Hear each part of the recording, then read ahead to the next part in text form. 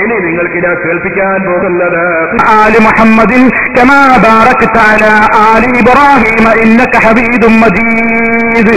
സലാത്തിന്റെ ഒരു രൂപമാണത്. 7ഓളം രൂപങ്ങളിൽ സഹീഹായ നിലക്ക് സലാത്തുകൾ വേറെയും വന്നിട്ടുണ്ട്.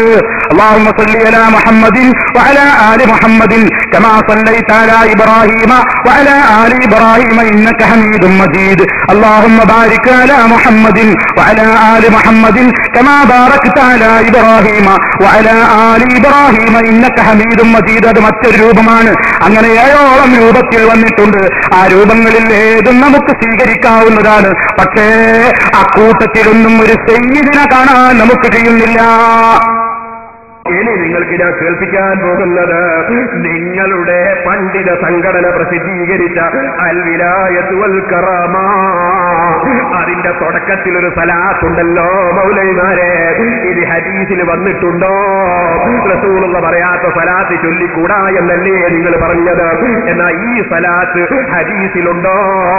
നിങ്ങളെ പണ്ഡിത സംഘടന പ്രസിദ്ധീകരിച്ചതാണ്. والصلاة والسلام على أشرف المرسلين سيدنا محمد وعلى آله وصحبه أجمعين. ഇങ്ങനെ ഒരു സലാത്ത് ഹദീസിൽ വന്നിട്ടുണ്ടോ മൗലവിമാരെ? അപ്പൊ നിങ്ങളും ഹദീസിലില്ലാത്ത സലാത്ത് കൊടുത്തിട്ടുണ്ടല്ലോ. എന്തേ നിങ്ങളെ നാവ് കൊണ്ട് എന്തും പറയാമെന്നാണോ, എന്തും ചെയ്യാമെന്നാണോ? നിങ്ങൾക്ക് മരിക്കണ്ടേ മൗലവിമാരെ? നിങ്ങളെ കൂടെ കൂടിയ മുജാഹിദുകൾക്ക് ഈമാൻ കിട്ടി മരിക്കണ്ടേ? അല്ലാഹുവിന്റെ റസൂലിന്റെ ശഫാഅത്ത് വേണ്ടേ?